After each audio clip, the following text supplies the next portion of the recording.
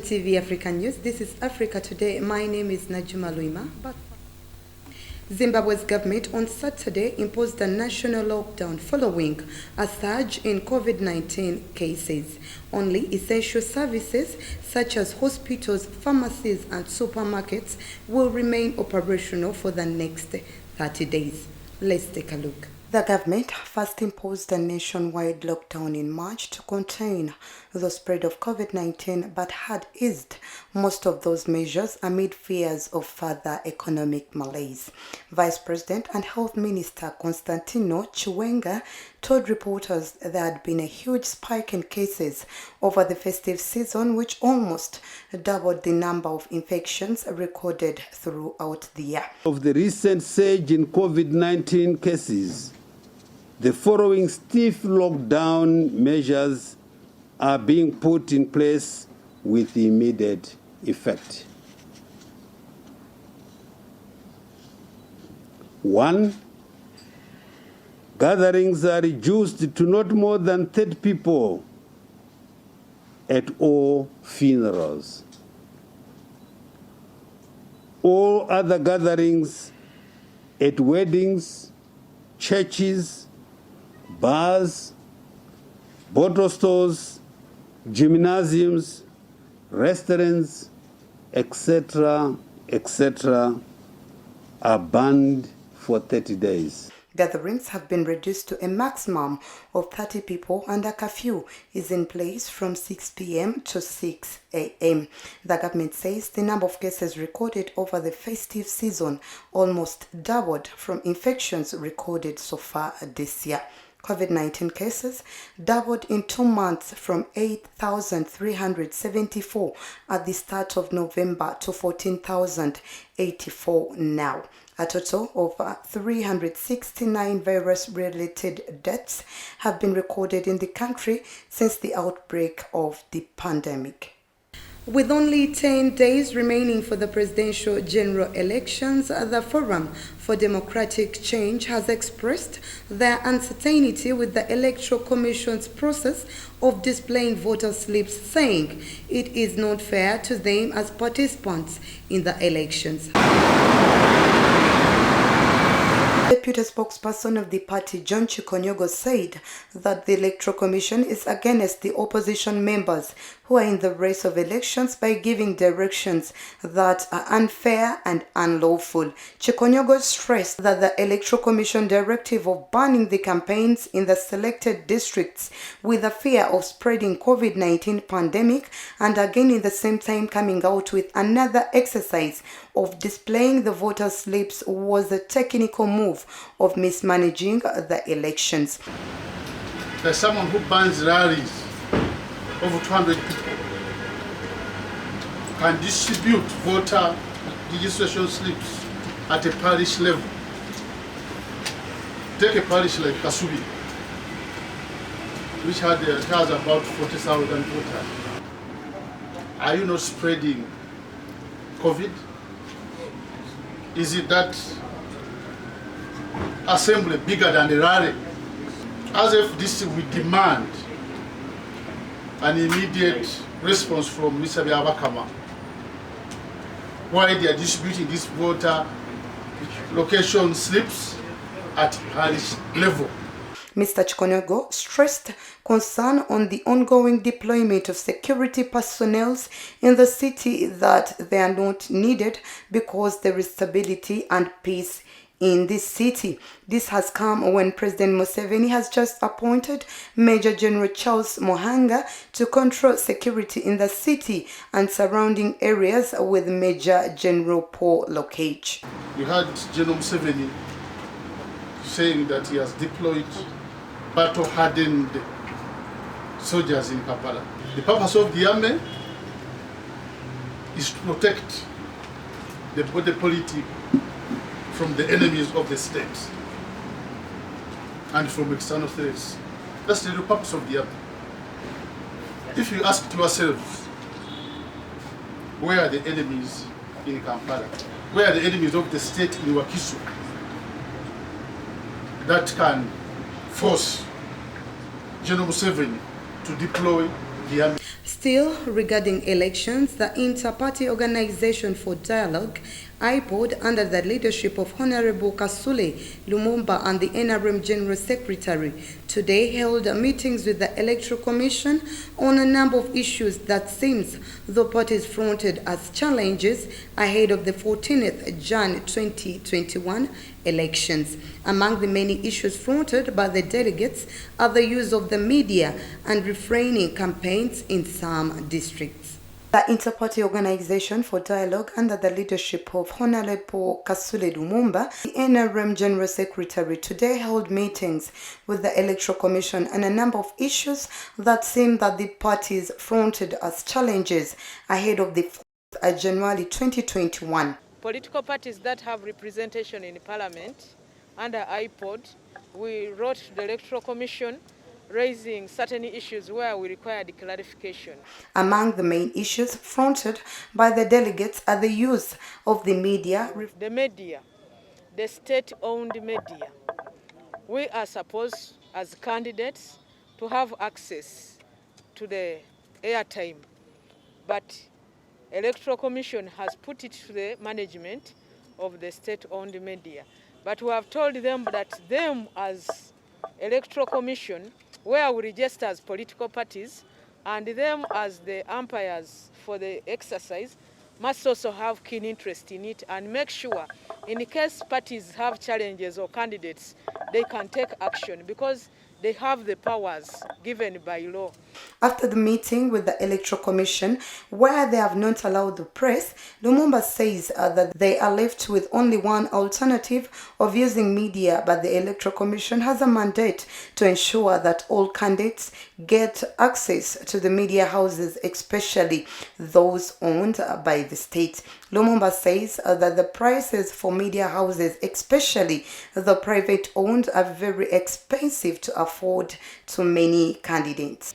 The high cost of airtime in the privately owned media houses, they should work with the Electoral Commission, at least for the remaining days, to make sure they regulate the prices. The prices are too high, not manageable by all. So that people, candidates can access media and be able to pass on their messages to the voters, and most especially in these areas where they've closed all our political activities. Stopping political exercise in a number of districts, according to the delegates, was inconsistent with the realities of the day. Some districts are closed while their gateway districts are open. Because there was a case in point of a district like Kalungu. Kalungu has only registered one person in their hospital who has COVID. So we say that what is the other district? Because we were saying that these districts are actually have high rates of what? Of COVID. If you are going to Kalungu, you pass through Mpigi. Mpigi is open. Then the nearby district would be Bukomansimbi, they are open. Justice Biamukama, the EC chairman, says that the EC has taken on its role to deliberate on such issues to find a better sustainable solution to all these challenges for a smooth exercise. We have undertaken to sit, deliberate over these issues extensively, and then get back to them with the appropriate responses. Several armed groups attacked and took over Bangso town, located more than 700 kilometers from Bangui in the Central African Republic. Let's have more of this story. The attack took place early Sunday morning, a day after the first presidential results were announced. Since December 19th, a coalition of rebel groups, which occupies 2/3 of the Central African Republic, has been carrying out offensive to disrupt the presidential and legislative elections that took place on December 27th. Bangassou, which is on the border with the Democratic Republic of Congo, has previously been the target of brutal assaults. In 2017, Anti-Baraka militiamen drawn mainly from Christian communities attacked the city, slaughtering dozens of Muslim civilians as well as 12 UN peacekeepers.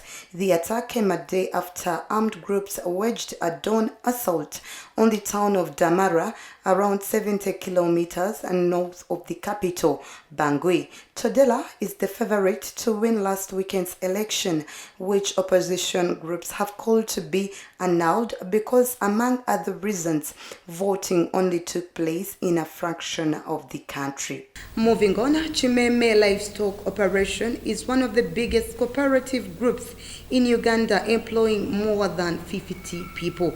According to the chairman, Mr. Chibirige, they are hoping to make the business bigger, including setting up commercial buildings and giving out loans to the members. Chimeme Livestock Corporation was a meat pack for Kabaka. Later, the Bachotala and the Somalis started buying goats while selling them to the Muslims. Later, the Bachotala and the Somalis left the business, and the Ugandans who were working with them took on the business, as Mr. Chibidige explains. Yali lufulaya mwe babagiranga embuzi za Kabaka, so nekijanga kitambulira mu ngeri ng'ebwakabaka ebuvaawo Abasomali ne batandika okusuubula, Abasomali n'Abachotala ne batandika okusuubula obubuzi nga babujja mu bitundu bya Soroti, Lira, n'abamu nga embuzi ziva e Kenya nga bazireeta. Bakadde baffe batugamba mu nsanvu eyo lufula eyo yaggyibwa KCC eyaliwo mu kiseera ekyo nejja ne bagamba nti temukyalina lukusa kukolera wano, kibuga kigenda kikola kikyuka mu nsanvu. So abantu awo ne batwalwawo, ne bavaawo ne bambukawo nga ku ababadde essomero lya Nnaabagereka ne bakolerako awo, era KCC ne balomba ne bagoba mu kifo ekyo, ne bajja bakwatagana ne mwami Aloni Mambawa yali nannyini wano n'abapangisa nateekawo bizinesi yaabwe ey'embuzi. However, Chimeme was later registered in 1984 as Chimeme Livestock Corporation Society. Apparently, they own an office, have a constitution they follow, and above all, a leadership that lasts for a period of 2 years. Mr. Chibidige, the chairperson of Chimeme Livestock, says that they have ambitions of building an arcade and also relocate the business to a new place. Generation yaffe eno tusobodde okwegulira wano waffe, tetulina tubanja, era tulina n'ettaka eddala lyetwagulaawo yiika ng'emu era eri muno mu Kampala. Era essaawa yonna twagala gikulaakulanya, kulanga tulina tukulaakulanya, wegamba otuna wano enkya tumanyi nti oba weetuli. More of this story in the next episode. Moving on, the definitive results from the first round regarding the Ethiopian dam talks are not expected before January 18th, and if there is no outright winner, a runoff will be held on February 14th. Let's take a look. Another fresh round of the Ethiopian dam talks resumed Sunday with Sudan, Ethiopia and Egypt hoping to get solution to the water crisis that has rocked mega dam project in the past few years. Negotiations between the three countries have been deadlocked for several months. The latest talks, which were held by video conference in early November, concluded without progress. The meeting is to be spearheaded by the South African President Cyril Ramaphosa, who also acts as the head of the African Union. The Nile, which flows some 6,000 kilometers, is a vital source of water and electricity for about a dozen East African countries. The dam is causing tensions, especially with Egypt, a country of more than 100 million people and has a 97% dependency on River Nile for its water supply, and fears that it will be reduce its agricultural production. Sudan, which experienced deadly floods last summer, hopes the dam will help regulate the flow of the river, but also warned that millions of lives would be at great risk if no agreement is reached. The dam is at the center of Ethiopia's bid to become Africa's biggest power exporter.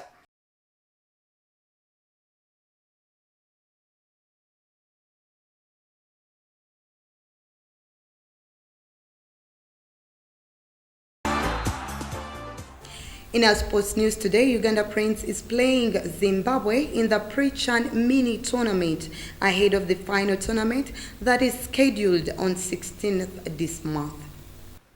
Uganda Cranes coach Jonathan McKinstry is too confident that his team will overcome Zimbabwe in a friendly match on Monday ahead of Chan tournament that is due on 16th of this month.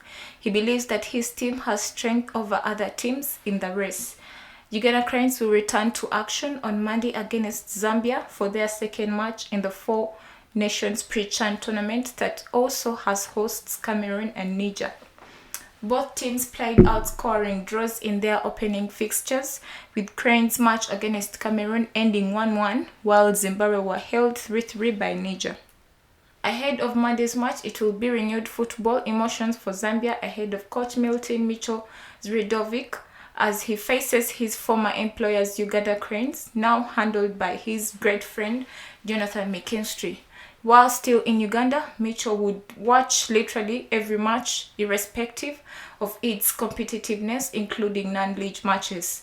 However, McKinstry will come face-to-face with Mitchell again, following another held football clash during the Sekafa Senior Challenge in 2015, hosted by Ethiopia. Mitchell was on the Uganda Cranes side, while McKinstry for Rwanda Mavubi Stars. At just 30 years, McKinstry scooped the best coach of the tournament accolade, while Mitchell with the trophy. With the two coming face-to-face tomorrow, McKinstry is not throwing out their friendship through the window, but wants to keep it professional while Uganda Cranes walk out of the tunnel against Zambia.